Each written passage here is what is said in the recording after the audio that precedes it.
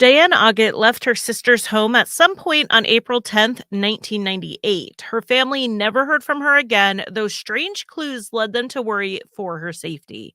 I'm Charlie Worrell, And I'm Eric Carter Lundeen. and this is Crime Lines and Consequences.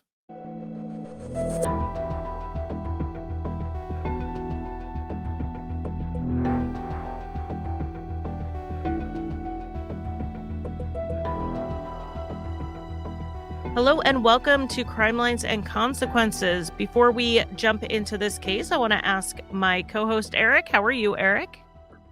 I'm tired, Charlie. I'm tired. We just talked about it. I've been working a lot, but I'm doing okay. How are you? I'm good. And yeah, we talked about Eric's work schedule and our tendencies to be workaholics and other things over on our small talk episode for the month, which will be out probably next week on Patreon and Apple subscriptions. You also get ad-free versions of all of our episodes starting in October over on Patreon and Apple subscription. If you want to get that there, it helps directly support the show, support us making the show, which is always very welcome, and we definitely appreciate it. And so what we were talking about over on the small talk episodes is the fact that we are both workaholics, and we tried how many times to record this episode, Eric? At least three. At least three times. At Yeah. least 3. And we have a very special guest coming this month for our guest episode. We're so excited, but how many emails back and forth did it take to schedule that between your travel schedule and his? Yeah. I Like mean, a I think lot. there was, 5 or 6 probably. We really felt like, this podcast, we only put out 2 episodes a month. It can't be that hard to find a time to record.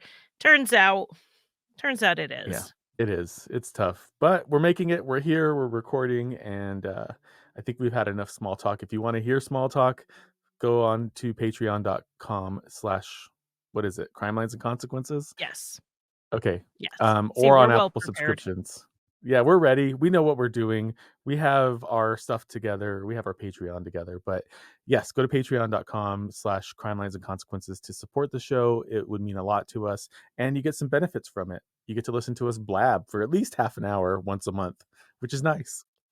And you'll get a little view into Eric and I, the way we conduct conversations. It's a very windy road. It goes nowhere. It goes lots of places, but also nowhere at the same time. And we don't always end it crying, but sometimes. We almost did this time. But one thing we are definitely prepared for is this case, which we've been working on for a little while now to get this put together in a responsible way, because the story we are talking about does deal with severe mental illness. The story is it's so hard because it's really the story of a woman who was very vulnerable out in the world, and then she went missing. So often people with mental illnesses are seen as prone to violence or prone to crime, but the truth is that they're often more likely to be the victims of violent crime. People with severe mental illness are up to 11 times more likely to be victims than those without severe mental illness. Now, part of the misconception that people who are mentally ill are more likely to be criminals comes from the fact that they actually are more likely to get arrested or at least detained, almost always for petty crimes. We're talking disturbing the peace or loitering, things like that. And what happens is the police will pick them up for this. Even if they recognize they're mentally ill, there's no hospital bed open to send them to. So what they can do is they can hold them overnight, or they can at least detain them for a while until maybe a family member can come get them. But that means that they often will have a criminal record for petty crimes. There was a study that was looking just at the state of Connecticut and their residents who were seeking treatment for schizophrenia and bipolar disorder. And 28% of them who were seeking treatment had been arrested or detained by police in the past. 28%. Wow, that's just one state. When we're talking about crimes that are perpetrated, especially violent ones, due to someone's mental illness, those are going to be all over the media. So I'm talking like Andrea Yates and Mhm. her drowning of her children. Vince Lee, he decapitated Tim McLean on a bus in Canada. They are huge stories, which actually is not that we shouldn't tell those stories as well, but this perception contributes to the idea that mentally ill people are more likely to be violent. When they are the victims of the violent crimes, however, it's not as big a news when they're the victims. So there's this disproportionate representation in the media of severely mentally ill people as perpetrators contributes to our misconceptions on it. Yeah, it creates this narrative in society that anybody with mental illness is dangerous, which I think is not fair to people who are struggling with mental illness. And I think it really does make things worse when you're talking about the stigma around mental health. Um, when you have that kind of societal view of people who are struggling with mental illness, it creates that stigma of they are dangerous people, and then you don't want to even address maybe your own mental health challenges, as an individual, just because of the fear of being labeled in a way. I know as a woman who's been in parenting spaces that mothers suffering postpartum depression, especially, are dealing with this because they don't want to be seen as a bad mother. They don't want to risk CPS getting involved. And so they won't seek help for their postpartum depression. And especially ones who may feel they might end up inpatient, don't want that separation from their children. So there are a lot of things that are contributing to people not getting help, and the stigma is 100% one of those things. And that's really our preface for today's case, which is going to start with Diane Young Augat, who was born in 1958. She got married in the 1970s, and she spent the 70s, late 70s and early 80s just that doting stay-at-home mom, and they lived in the area just north of Tampa, Florida. Diane loved to do things like camping and fishing, which are things if you live on coastal Florida, you get to do plenty. She was just known as someone who was a meticulous housekeeper, a doting mom, just all around had it appeared to have it all together. And the family, because her husband's job, they also had financial stability, which is always nice. As the 80s progressed, Diane began really struggling with her mental health, and she was eventually diagnosed with bipolar disorder. This is in line with what we know about the onset of bipolar disorder. The average age is 25, and this is roughly where Diane was when she started experiencing symptoms that were really impacting her life and her ability to function within her life. She did seek treatment, but her family reported that she didn't always take her medication, and this is not uncommon. Yeah, there's a lot of reasons why people won't take their medicine. Um, Sometimes people struggle with it because even if they're stabilized, they may feel like things are better, so they don't need to take the medicine anymore. Or people like me, when I was on medication, found the side effects really difficult to deal with, and did everything I could to get off of them. I did use the help of my physician when I did that, but I understand why people would want to withhold that, especially if the side effects are really impacting things and maybe even making some symptoms worse. Um, and then 30 or more years ago, doctors really were prescribing very high doses rather than ramping people up like they do now. And so there were a lot of challenges dealing with that high of a dose of medication as well for some people. Yeah, we really don't know why Diane didn't always take her medicine. And I'm kind of, of two minds with this. I truly believe that mental illness is not our fault, but it is our responsibility. But at the same time, it's really hard to judge someone when they find that the cure is worse than the disease in regards to the side effects, or at least they perceive it that way. So I can't really imagine how hard it was for Diane to feel like she was, manic or depressed, maybe spinning out of control. And even if she was making the wrong choice in not taking her medication, I want to have some grace with this. But we do Yeah. know that her mental illness was impacting her life. Absolutely. I think that that's an important distinction, right? And this is something that we do on this show. We point out issues that are adjacent to true crime that also affect victimology and affect challenges with police response and other things like that. And I just think it's really important to say this. And I'm sorry, Charlie, for jumping in here, but I feel like, you know, I have complex PTSD as a result of my childhood. I've got a lot of mental health challenges that come along with that, including depression and anxiety and a bunch of other things. And I just don't want to leave this episode without saying, like, if you are struggling with your mental health, like, there's no shame in getting help and there's no shame in asking for medical attention when you need it. And I just want to throw that out there before we go any further into this case. Right. It's something that I know I have in my own life when I've been in periods of depression. I've hesitated to go seek help. Sometimes I don't have the energy to do it. Sometimes I don't have the bandwidth.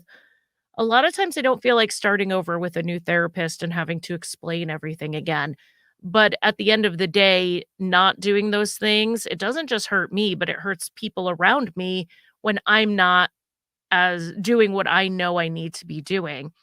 And Diane definitely experienced that with her own household, and her mental illness was impacting her children.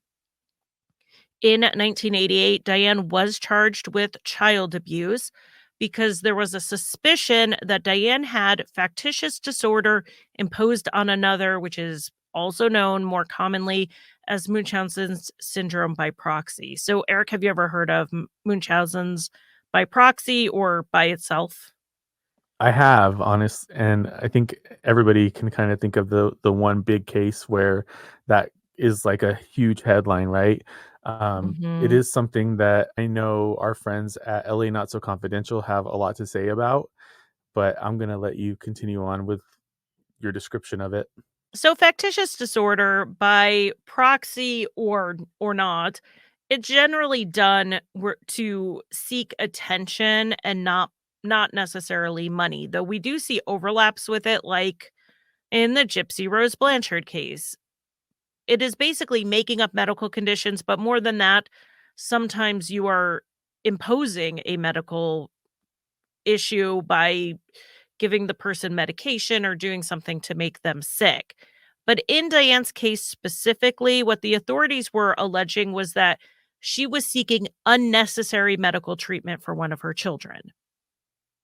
Because this is you know, a family court kind of matter, there's not a ton of information out there, but it's possible that in Diane's mental illness that she did believe there was something wrong with her child and that perhaps the doctors weren't treating it, so she was looking for someone to treat this medical issue that didn't really exist, but she truly believed existed. However, I do want to say she was acquitted of the charges. We don't have a whole lot of details. The charges did put her on the radar of social services going forward, and they continued investigating her, and at some point, the kids were removed from her home. Because of these additional allegations, when she and her husband divorced in the summer of 1991, he was granted full custody. Diane's mom has said that losing custody was absolutely devastating to Diane, which that's not any surprise for anybody. She had so much of her identity and the stabilizing force in her life focused on her family and home, and now she really had neither. So during the 90s, after the divorce particularly and the loss of custody, she continued to spiral. She turned to alcohol and possibly also drugs while only taking her prescribed medications sporadically. She had a large number of arrests, but like we learned about in the beginning of this episode, they were almost all petty crimes. Sometimes when the police would pick her up, they would book her, having her spend the night in lockup. Other times, especially if they found her just kind of walking around talking to herself, they would bring her home. But there were other times she would be sent to the psychiatric hospital. And Diane had been committed to a psychiatric facility 32 times. And I read that all of those were under the Baker Act, meaning they were all involuntary commitments. Which would mean that she would have had to not only show signs of her mental illness, but also that she was a threat to herself or others, or a danger to herself or others. And you can include self neglect in this, right? It's not just overt physical self harm that can qualify somebody. If you're not taking care of yourself, that's also considered to be a problem. Exactly. And so for this to have happened 32 times, even if we're talking that it happened over 5 years or 10 years, that's a lot. Diane did have family support here. They were working to try to help her. The interviews that we've seen with her mother and read about, they're just truly heartbreaking because it's clear that she spent all of these years that Diane was struggling, absolutely worried about her. And from a parental point of view, the worst part is that you're powerless to help. I can't imagine how difficult that was for her mom. In early April 1998, Diane had just gotten out from a recent inpatient hold. Her family did not think she was ready to come home yet, but because this hold was involuntary, the hospital held Diane as long as they legally could. And then it was up to her. If she wanted to leave, she could leave. And that's what she wanted to do. It's not easy. It's not an easy process to commit somebody against their will. It takes a lot of legal maneuvering to keep somebody in an inpatient, pro- what's the word I'm looking for? Hold, an inpatient hold. Once that hold is up in terms of timing.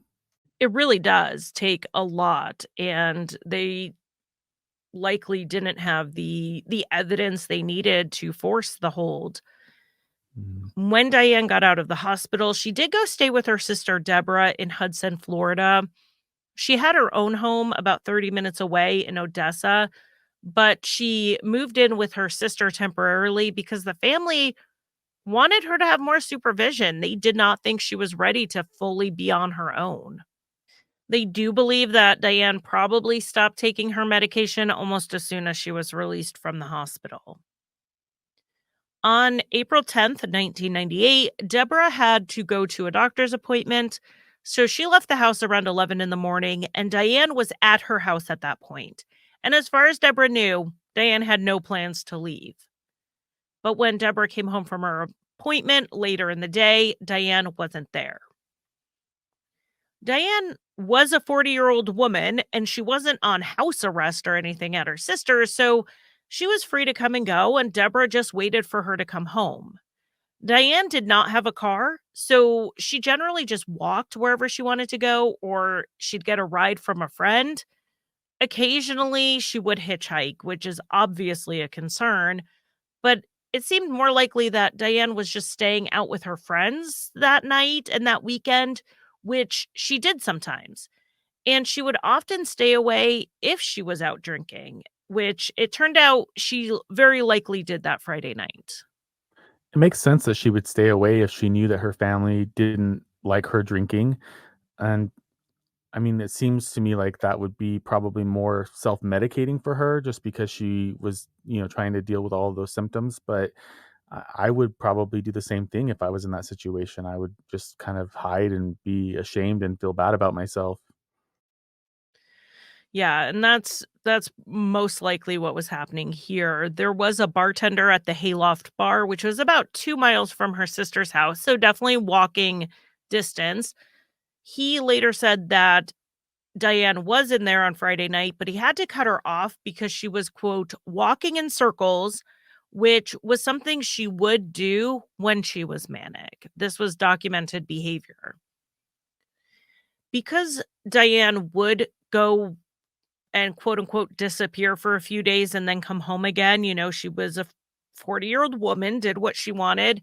It was a few days before Deborah and their mother Mildred decided to contact the police and report her missing.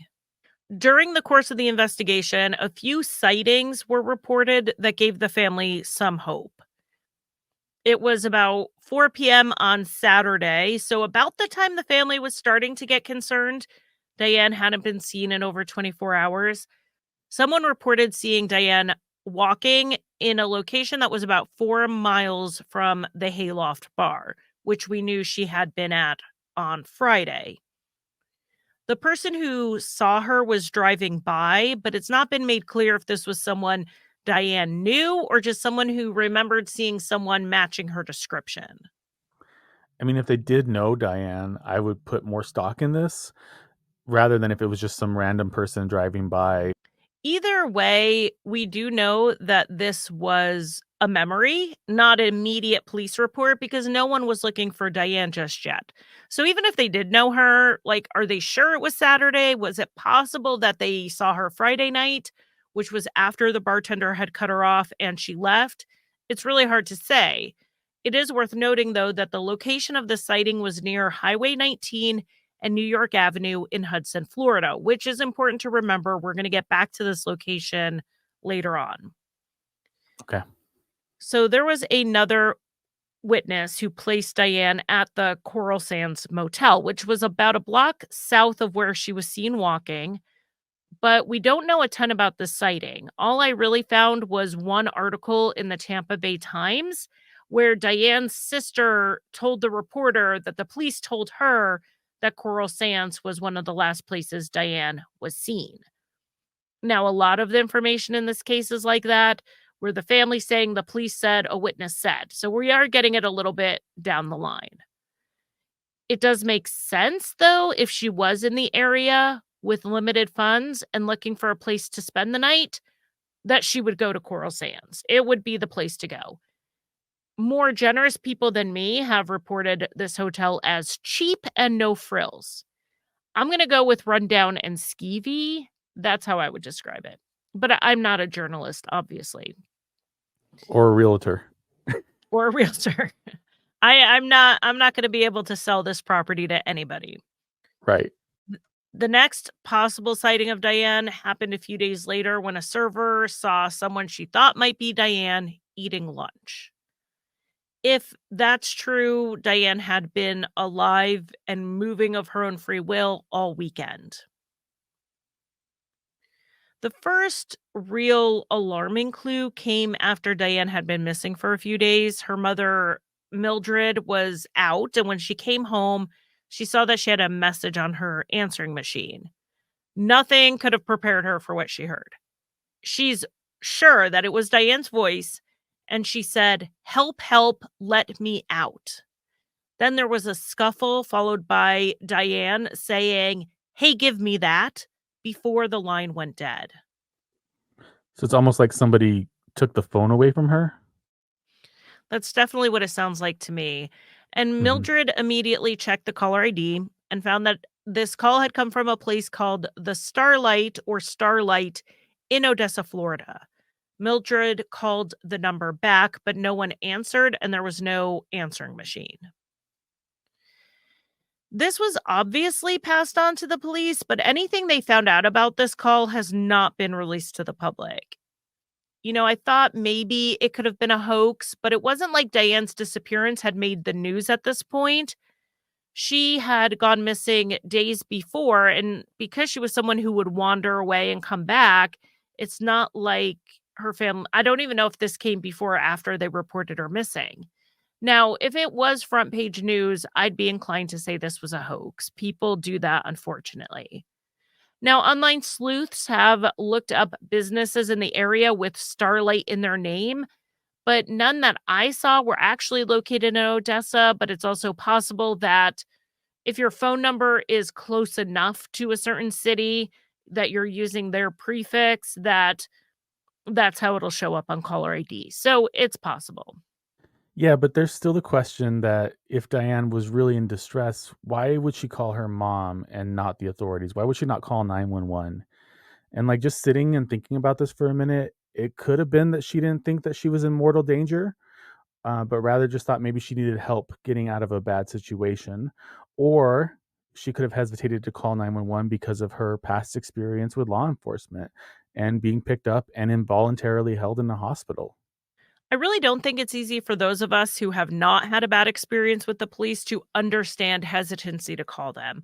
But really, if Diane feared them for whatever reason, particularly worried she's going to get placed on another psychiatric hold, I can see why she wouldn't call them and would instead call her mother. And another option I thought about was that maybe she just wasn't thinking clearly, and the only number that popped into her head when she was in trouble was her mother's number. And while the phone call is pretty odd, it's not as strange or grim as what's coming up next. Yeah, a day or two after this phone call, a woman was walking to work near US 19 and New York Avenue. And I told you to remember that location because that's where Diane had been spotted the day after she left her sister's home. The woman who was walking to work saw what looked like a severed finger on the ground. She didn't do anything immediately because she thought it was just one of those prank fingers, those fake fingers that some people, some kid had tossed it down to scare people. Sometimes we see these around Halloween. She thought it was just something Mhm. like that. But it kind of stuck in her head. And so she thought to mention it to her boyfriend later that night. And he thought it sounded odd. So he went out to this area the following day and he found the finger and realized it was in fact a real finger. So he called the police. This was a partial middle finger, and it was about the top third of the joint up. So it was like it included the fingernail and it was painted red. So now this is where there's a little question because the woman described the finger differently than what was found. So when the police went out there, they initially thought they were looking for two fingers, the one the woman described and the one the man described, but they only found one. So either she was misremembering what she had seen, or there were two different fingers, and the second one was just not found, or maybe had been carried off by some animals overnight. Right. And this finger was positively matched to Diane through fingerprinting. The finger had bright red nail polish on, which was not the nail polish Diane had been wearing when she left her sister's house. The police pulled out helicopters to fly over this area, hoping to find more evidence, possibly more remains, but they found nothing else. And it is possible that, based on where the finger was found, that it was thrown from a moving car. Now, obviously, between the voicemail and the severed finger, concern for Diane's safety skyrocketed. But I do want to be clear that they don't know that she was deceased. This is so grim. They don't know that she was deceased when that part of the finger was cut off. The pathologist found that it could have been cut off while she was alive. Now, that's not conclusive, but that possibility just can't be ruled out. Now, the clues in this case continue to come in, but I feel like they confuse things more than point in any one direction of what happened to Diane. The next big clue of sorts came in on April 8th in Odessa, Florida, which is where Diane had her house. So remember, this is about a 30-minute drive from where she was last seen. So if she had made it up there, she had gotten a ride. A manager of a convenience store went outside to the outdoor freezer, and it had been about the first time in maybe 3 weeks that they had been out there. And they found a plastic bag with neatly folded clothing inside. Because Diane frequented this particular convenience store when she was living in Odessa, the manager actually recognized the clothing as things consistent with what Diane had worn before. By this point, Diane's disappearance was news in the Tampa Bay Times, so the manager knew Diane was missing and called Diane's sister to confirm that the clothes were hers. And her sister said, yes, those were Diane's clothes. So at that point, the police were called. It's unclear what, if any, connection they had to the disappearance. The manager hadn't been to that freezer since before Diane went missing, so she couldn't even be sure that they weren't there before Diane disappeared, and Diane could have, for whatever reason, put them there herself. So this is weird, but I just thought of it now that we're talking about this. Somebody had told me that like if you have jeans that are dirty and you don't have time to wash them, if you put them in the freezer, it'll like make them smell less bad. So I don't know if that's what was happening, but it was just something that I had learned randomly that stuck in my mind as you were saying this. That like maybe there was an attempt to do that, but I don't. I'm speculating here, and I hate speculating, so I'm sorry for that. You can get rid of this if you want, Charlie. A neighbor also a neighbor also noticed a neighbor also notified police that people had either stolen or moved things out of Diane's house after her disappearance. It's unlikely Diane did this, and it seems that police believed it to be a burglary. I can't find any information that anyone was ever prosecuted for this, but police did say they believed that people responsible were teenagers that Diane had let party at her house. It's possible someone involved in looting Diane's house left the clothes in the freezer, but it's really hard to know. Again, we would just be speculating at this point.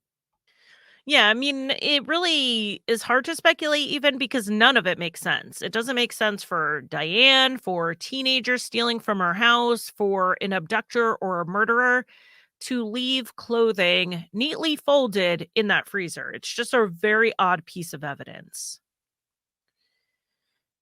These clues did do one thing, is that they built up publicity around the case. Any case we know that's unsolved that has weird clues gets more attention than others. So there was publicity and media on this case, which helped keep it out in the public. But even with all that, the publicity, the police investigation, piecing together what actually happened to Diane was proving to be very difficult. 2 years after she disappeared, the case was still active, but as updates would come out to the public, they wouldn't really include any new information. Going through the newspaper archives after, the first 6 months or so, it seemed like everything that came out was just a rehash of what we already knew. Now, if Diane had been wandering around in a manic state, as happened with some frequency from what we understand, she would have been so vulnerable to an opportunistic abductor. And also, her possible drug use would have taken her to unsafe places, which also put her at a greater risk. Her mother also said she was gullible and overly trusting, so she could very easily have been lured somewhere. There were a lot of paths this could have gone down. 2.5 years after Diane's disappearance on November 24th, 2000, the local paper ran a big front page story about her disappearance. In that, the detectives expressed frustration that they weren't getting anywhere in spite of spending over 2 years talking to more than 100 people and following up on tips, including a tip that they had gotten just the month before. So they were still fielding tips, still following up on leads, and still getting nowhere, which was very frustrating. But then the very next day after this article ran, Diane's brother's girlfriend, Terry, went into a local Circle K convenience store to buy some cigarettes and a drink. She saw a clear plastic bag sitting on the counter over by where you would buy lottery tickets. It looked out of place, so she picked it up. And for some reason, Terry took it out to her car. And that's when she said she saw the name Diane written on the plastic bag. And the contents of the bag were a black eyeliner, Taboo brand perfume, pink lipstick, and a generic branded toothpaste. The generic toothpaste is consistent with what the psychiatric facility Diane had just been in would use and give out. And her mother did confirm that the makeup and the perfume were brands that Diane bought. This Circle K was located in an area that Diane had been picked up in before, like a few months before her disappearance. Documented the police picked her up there, wandering around, talking to herself. So we do know she was familiar with the area. But why would her toiletries be sitting on a counter over 2 years later? Especially if you consider the fact that this just appeared a day after the front page article ran about the case.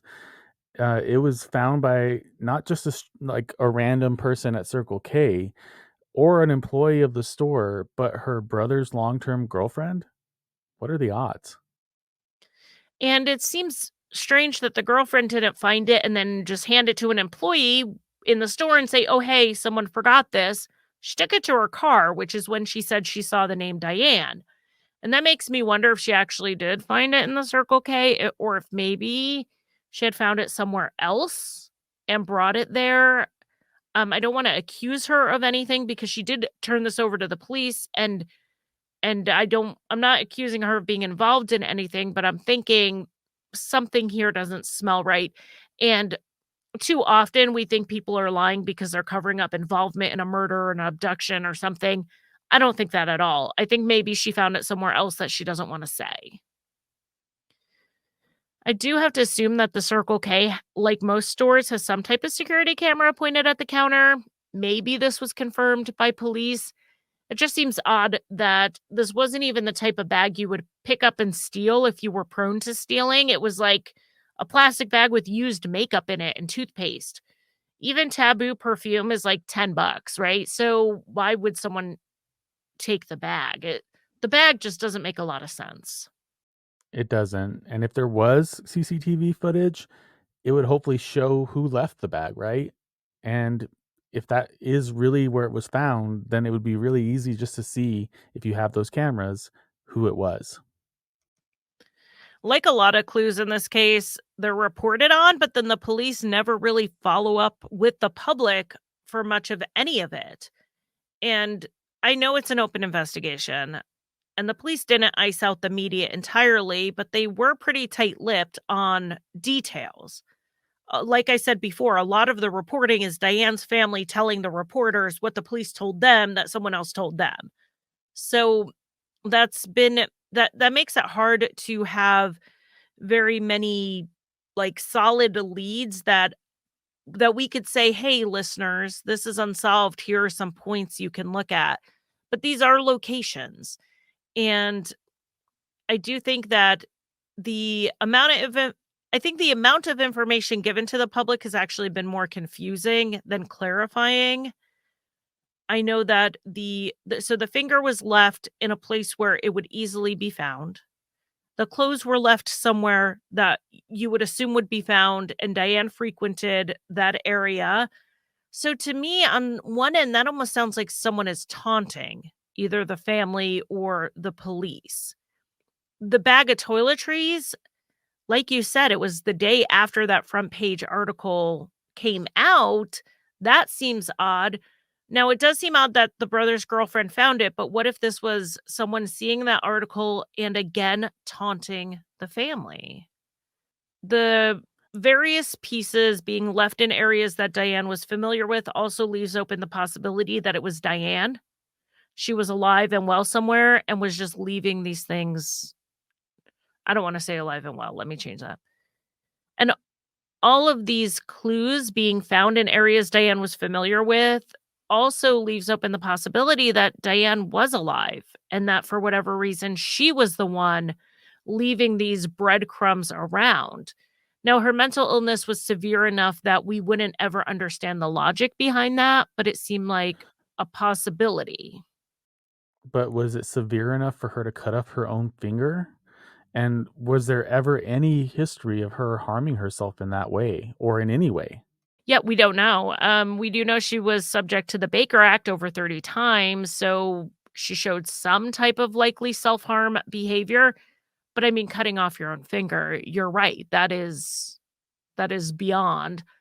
But I do have to say, we are 20 years from this. I think it's pretty obvious that Diana's likely deceased at this point, and it was probably someone else leaving these items behind.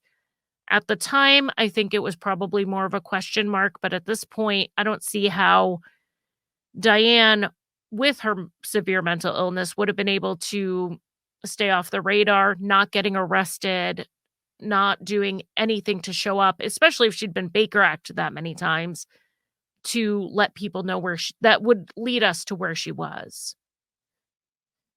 According to Diane's sister, the police did have a suspect in the case that they believed was involved in Diane's disappearance. And her sister said that it was in 2001 that she got a call from an investigator on Diane's case to let her know that there was an arrest of the suspect. Now, it wasn't an arrest in relation to Diane's murder, but this guy was arrested for something else, and they were letting her know that he was one of the top suspects. So, this case happened in June of 2001. So, let's get into that a little bit because it does have some connection to Diane in the sense that it happened at the Coral Sands Motel, which police believe was one of, if not the last place Diane was seen alive. The motel had been robbed, and masked intruders had pistol whipped the girlfriend of the motel's manager, and the manager was named Gary Evers. The day after the robbery, Gary believed, for whatever reason, that a man named Todd Cammers knew something about the robbery. Not necessarily that he was directly involved, but Gary believed that Todd ran the neighborhood. And so if something like that happened in the neighborhood, Todd would know what happened. So Gary invited Todd over to talk about it. And according to a witness, Todd insisted he didn't know anything. Now, this wasn't like a rash, argument or anything. They sat down, they had a couple drinks, several drinks, and they talked over the period of about 3 hours. And then, without much warning, Gary Evers pulled out his gun and shot Todd numerous times. He reloaded and fired again.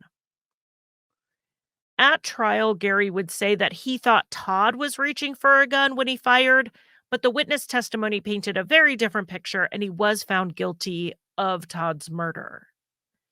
Diane's sister told the media that she had gotten this call from the police after Gary Evers was arrested, telling her that he was a suspect in Diane's death for a long time. But she didn't really have any more information on it, like why was he a suspect for so long, other than that he was the manager of that motel. Right, and that motel was close to where Diane's finger was found. So proximity and the fact that this guy committed another crime does kind of line up. So what if there was a similar scenario where Gary believed that Diane had stolen from him or wronged him in some way and he killed her? Now, there is a big difference with Diane's case and the murder of Todd Cammers, and that's that Gary Evers never tried to get away with Todd's murder. He stayed at the scene and he basically waited for the police to come arrest him. And when they got to the scene, his girlfriend initially wouldn't let them in, but Gary told them to go ahead and come in. He didn't try to run or hide evidence.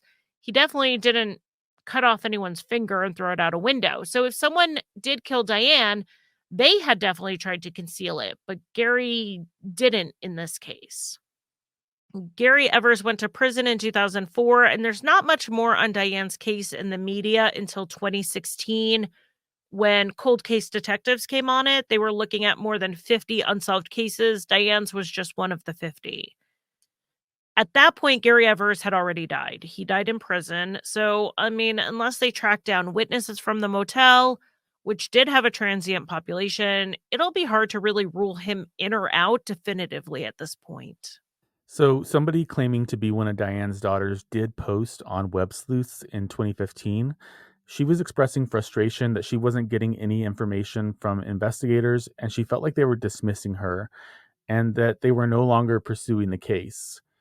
We have to hope that things have turned around in regard to when cold case detectives were given Diane's case, but as a family member, I know it can be frustrating, and that waiting game is not fun, especially when you're not being communicated with. Um, it's definitely not a great place to be. So I can definitely empathize with her daughter, if that was her daughter that posted that. I think it's really hard for investigators sometimes to take a step back and remember that this case is her daughter's only case. Your brother's Mhm. case is your only case. And they may have 10 other cases they're looking at, but they have to remember that each one of those families is waiting on answers and needing communication. I talk to so many people who don't feel like they're getting the communication they want. I have a case I'm kind of working on in the background right now where I was given the police file Mm. and I'm reading through it and I was like, wow, it really looks like the police are doing a lot. But when I talked to the daughter, she was like, well, did you notice? Yeah, they went out to the spot to search it, but they were only there for 3 hours. And I'm like, yeah, how did they search a spot in 3 hours?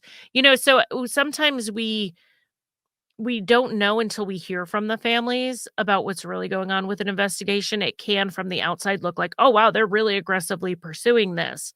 But then we talk to them and we find out that, there are so many other things that weren't followed up on that they were asked about, or there's not communication, or the case. One thing I didn't notice was who was signing all the reports and the affidavits. The detective kept changing because the case got punted around so much.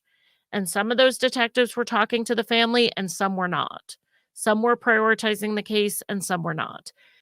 This is why it's important to hear from families. Like if that was Diane's daughter and also you, Eric, to really get a feeling for what this is like for families. And I think it helps us build empathy for the families for what they go through, which I know cases when they get put on social media, on the internet, on the media, sometimes empathy is hard to come by. But, we Yeah. have to kind of look at the bigger picture.